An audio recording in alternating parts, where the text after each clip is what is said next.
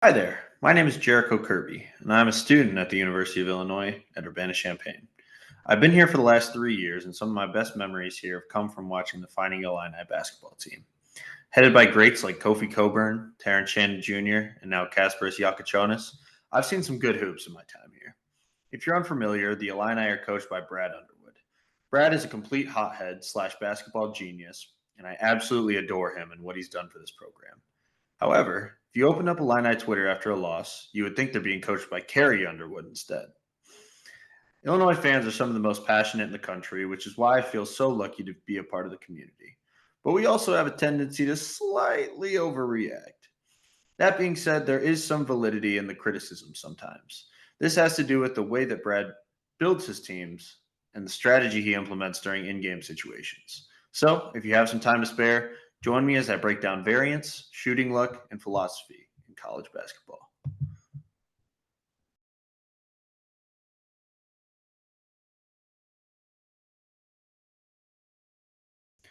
As much as I would love to dive directly into what makes the Illini so unique, I'm going to have to define and clarify a few things first.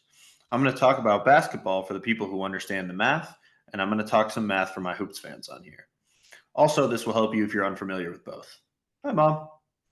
As for the basketball, I'm going to cover shooting luck, the structure of the NCAA tournament, and recruiting in college basketball. And for the math, we'll cover distributions, variance, and outliers. In simple terms, a distribution is something that allows us to predict a certain range of values for any data we have on hand. This could be predicting someone's height, finding the amount of fries in your serving at McDonald's, or, in our case, finding the chance of a team to win any given game or set of games. Variance can be seen as the randomness that occurs in any given sample of collected data. Now, I know what you're thinking, but Jericho, basketball isn't random. If you face LeBron James 1v1 100 times, you'd lose every single time. And to that, I would reply, actually, I think I'd get lucky a couple. No, I'm just kidding. I wouldn't score a point. And in that sense, no, the game of basketball is not random.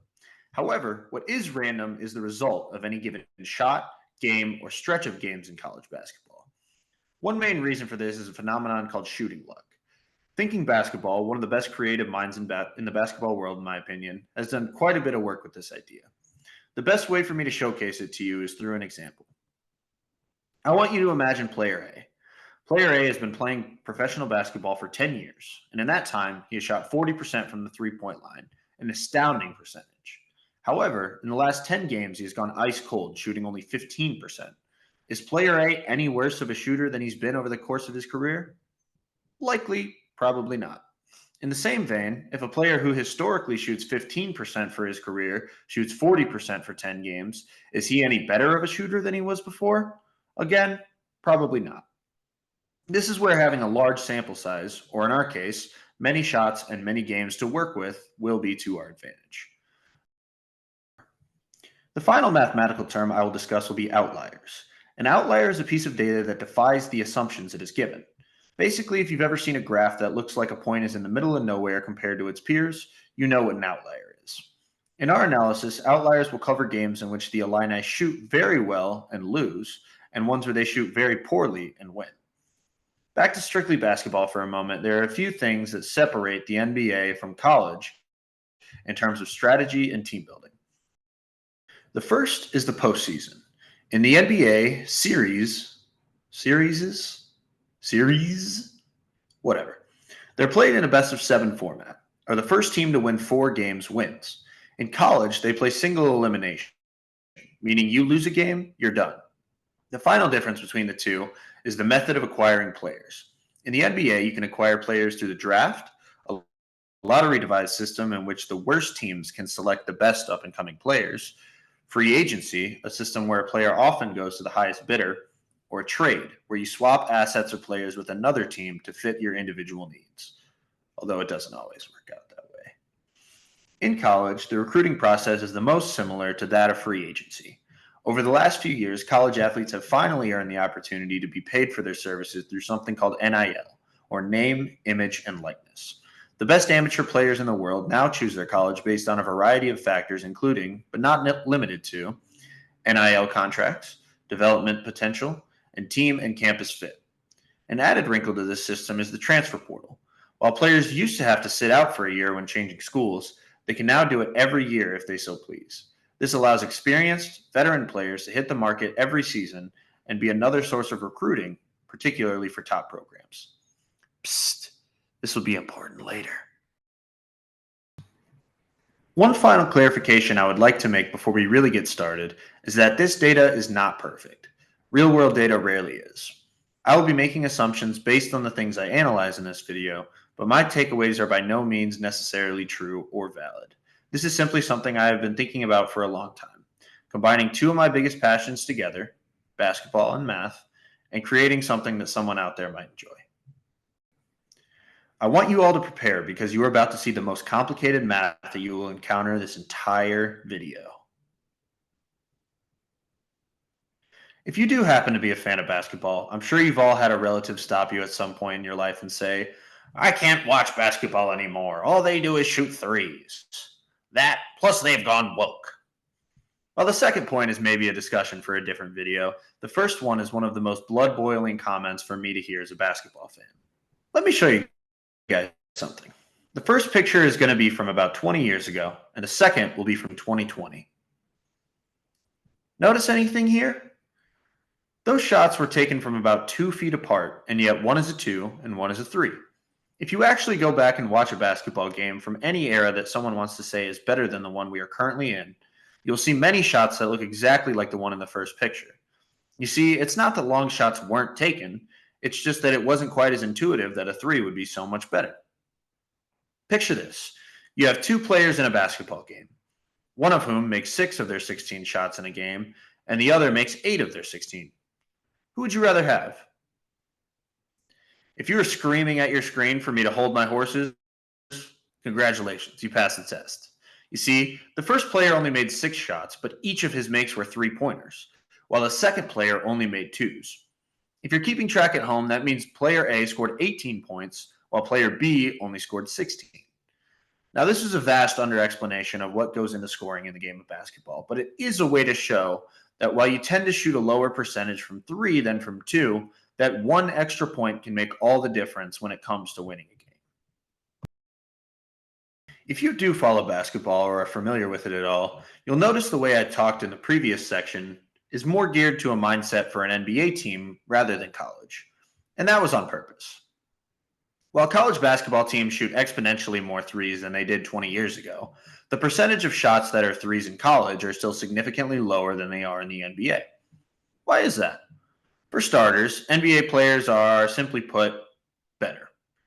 The NBA is the end goal for anyone who devotes their life to basketball, and there are only about 15 spots of each of the 30 teams in the NBA. In contrast, there are over 300 Division I collegiate basketball teams, each with their own roster of 13 to 15 players. This inherently means that the average shooter in the NBA will be far more skilled than in college, both due to individual skills and the resources at their disposal. NBA players make millions of dollars per year, and their teams are owned by billionaires. Therefore, the best of the best work in the NBA, whether that be the coaches, trainers, dietitians, or otherwise. The NBA is run like a business because it is strictly a business, even more than a form of entertainment. In college, you're working with, well, college kids. Not to say that they aren't committed. I can't imagine the amount of hours of dedication and hard work it would take to make it to that point. But they are still amateur athletes at the end of the day. They're 18, 19, 20-year-old kids trying to find their way in the world while also performing at an incredibly high level. That being said, there are other reasons why NBA teams shoot more threes than college teams, and this is where shooting luck comes into play. You see, in the NBA, there's one goal, to win a championship. And in order to do that, you need to make the playoffs during the 82-game regular season. Once you get to the playoffs, you still need to win 16 games in order to be crowned champion, but you could also lose up to 12 games in the process. Because of this structure, teams can afford to have horrendous shooting luck nights because chances are they will not shoot that poorly in enough games to lose a series. In college, however, you only get one shot. If you lose a game in the NCAA tournament, barring you make it that far, your season is over. In college, though, there are other milestones that can define having a successful season. Like I said, there are over 300 Division I basketball teams, and only one of them can be crowned champion at the end of the year. This means that other measures can define an incredible season, including having a positive record, winning your conference, or making it to the NCAA tournament. In my opinion, this is the reason that college hasn't adapted to shooting threes in the same capacity as the NBA. No program is willing to take the risk on any given night that it could be your worst. That is, no program except.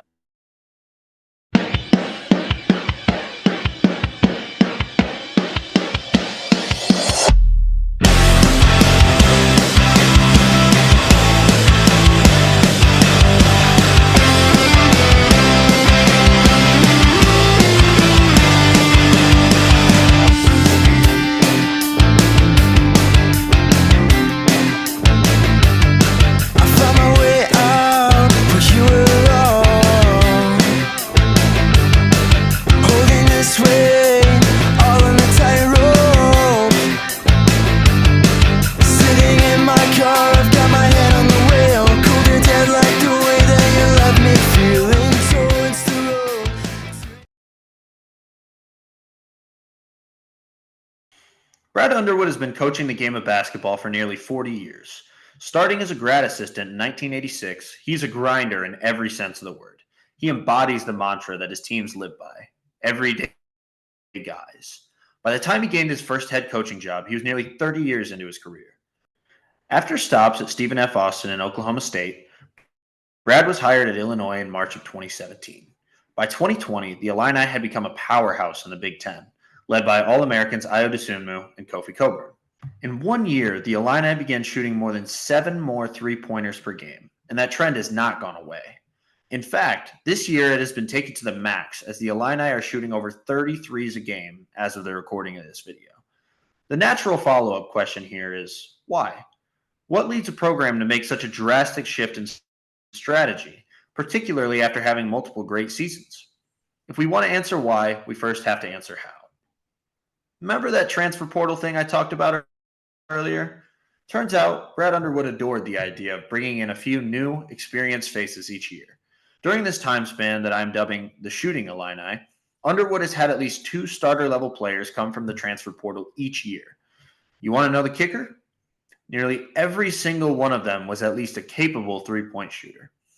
Possibly my favorite Illini I have seen in my time here is a player by the name of Alfonso Plummer. Plummer came in as a graduate-level player and didn't have great size, couldn't play great defense, and couldn't really handle the ball that well. But man, could he shoot the rock. Underwood has made it not only a priority, but a necessity to find players that can be effective shooters in the transfer portal. With all of that talent shooting the basketball and the amount of shots being taken, this leads us back to our old friend, shooting luck. You see, having a team full of guys who are more than capable of making threes when they're open is great when they're making them. But unfortunately, as we discussed, this is not always the case. So that leads us back to the why. Why would the Illini lean so heavily into three-point shooting when they knew that a bad shooting night could be the end of their season? Winning by 30 when you shoot well doesn't stop you from losing by 30 when you shoot poorly, right? Right?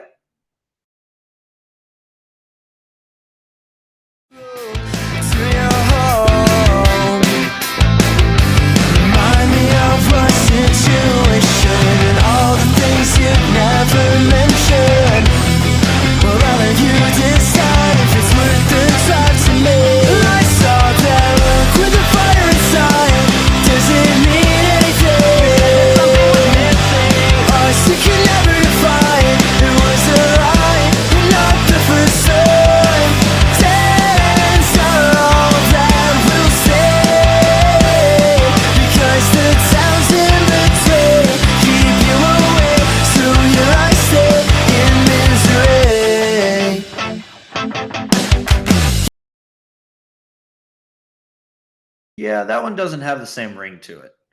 Anywho, there is a separate benefit of shooting a lot of three-pointers if you play your cards right. I know that I framed it this way in the previous section, but Brad doesn't recruit just shooters.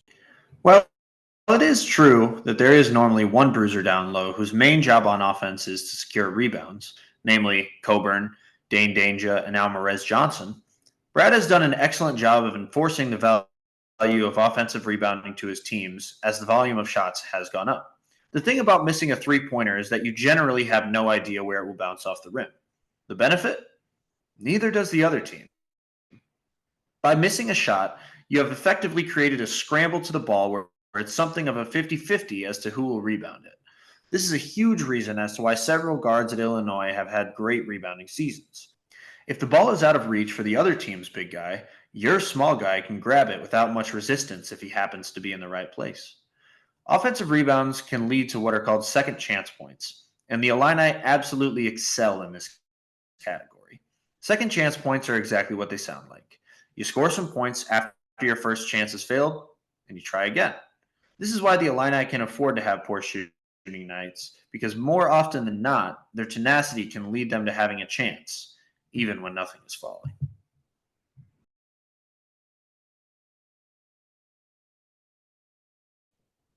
I know, I'm sorry.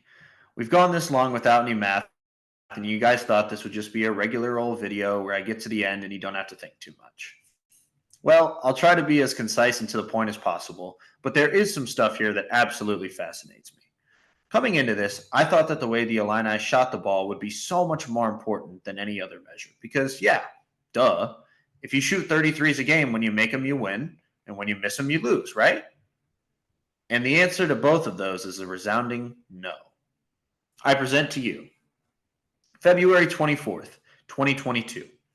In a late season conference game against the Ohio State Buckeyes, the Fighting Illini shot 48% from three, drilling 12 of them on 25 attempts. For reference, their average during the duration of the Shooting Illini sample is 33% from range. And yet, they lost to the Buckeyes by 3. Of the 107 games included in this sample, that is their 8th best shooting performance of any game. Now, Ohio State shot 50% from 3, but they only made 6 of them. This means the Illini outscored the Buckeyes by 18 from the three-point line and still lost. The difference? The Illini were in the bottom 25th percentile in offensive rebounding percentage of any game they played in this span. This means that they were making a good amount of their shots, but they gave a lackluster effort while going after rebounds, something that completely contradicts Brad Underwood's philosophy. On the flip side, out of the 7 games in which the Illini have shot 20% or worse from 3, they won 5 of them. Outside of a squeaker against Chattanooga in the first round of the 2022 tournament and a 2023 bout with a lackluster Nebraska team, the other wins have happened to be on nights that the Illini recovered from poor shooting by giving elite effort on the offensive glass. I'm almost done, I promise. Like I said before, I assumed that nothing would dictate winning basketball games nearly as much as shooting well from 3. After all this, I think I was wrong.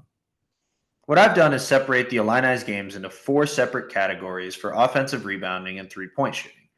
When you take a look at the games in which they were above average in each, the results may surprise you. I know they surprised me. That's right. The Illini have virtually the same winning percentage when they shoot well and when they rebound well. A few disclaimers that looking at this is that there's an overlap in these two groups. There are games in which the Illini both shoot well and rebound well, and in general, they tend to win those games. Except for you, 2024 Northwestern. Darn you, Brooks Barnheiser. Seriously, though, shout out to Brooks for a great career. Sucks that it ended the way that it did. What was I talking about again? Oh, yeah. One more consideration to make is that these numbers are very fluid. As I am making this video in the middle of the season, either metric could grab the lead in the next few weeks. The fact of the matter is that rebounding your own misses and giving more effort to create chances for your team at the very least has a comparable effect to that of shooting the three-pointer well for this program. One thing I've neglected to mention during this video is actually my initial plan for what it'd be about. My original goal was to use the information I gathered to create a model that would accurately predict the Illini's chances to win a national championship, aka the main goal of the sport. However, the more I looked at the data, the more I realized that unfortunately it couldn't really be done. That being said, if you're curious about my approach, I'll leave a link in the description to the markdown report I used to build that model. While it would have been a way to get more clicks or have this receive a little bit more attention, it would have felt disingenuous. The truth is, March Madness is the most unpredictable event in all of sports. which is why we love it so much. Would I love to have some definitive proof that tells me the Illini will win a national championship in my lifetime? Absolutely. But in my experience and from what I've seen watching this sport my whole life, there are absolutely no guarantees.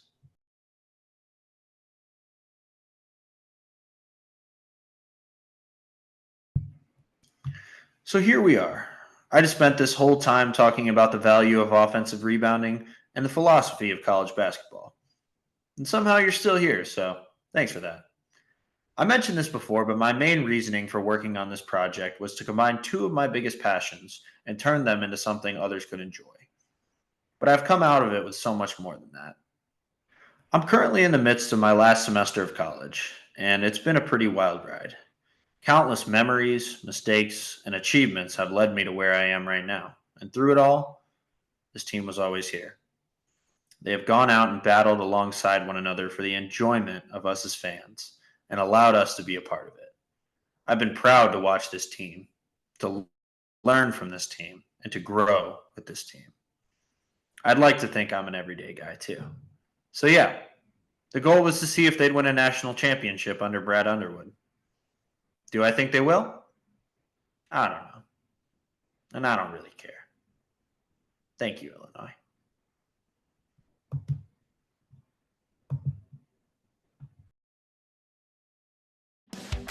You called out for yourself with no one to hold.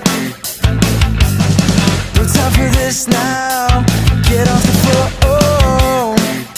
When you lied, you didn't take the time to see if I was fine. From what you had to hide to the tie.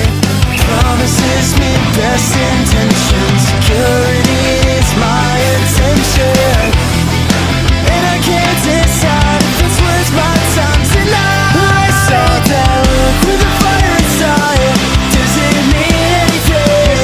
Something was missing. Us we could never define. It was a lie, and not the first time. Dance on all that will stay, because the towns in between keep you away. So here I stay in misery. Tell me something, do I need anything? I won't forget you, you're my hopes and dreams.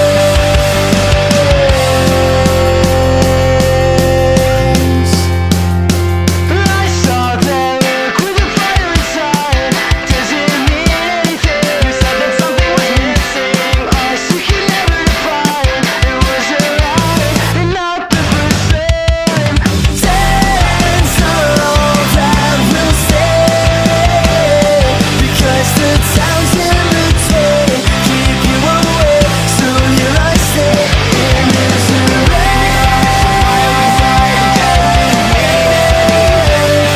because the towns in between keep you away from me.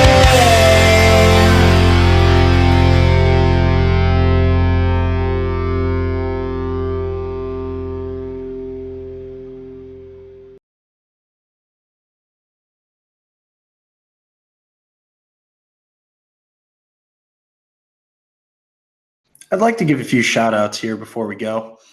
Big thank you to Hayden Delane and all of Up All Night, whose music was used for the hype video. If you like that and you like what you heard, check out his current band, Half Catholic. Their links will be down in the description. They make great stuff, so please go show them some love. I'd also like to thank Joe Riley and Ryan Duquette for being there to bounce ideas off and showing me support.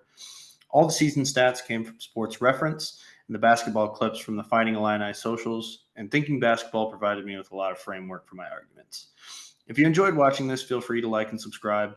I can't say for certainty that this isn't a one-time thing, but I truly did have a ton of fun making this and would love to do more in the future. Take care, y'all.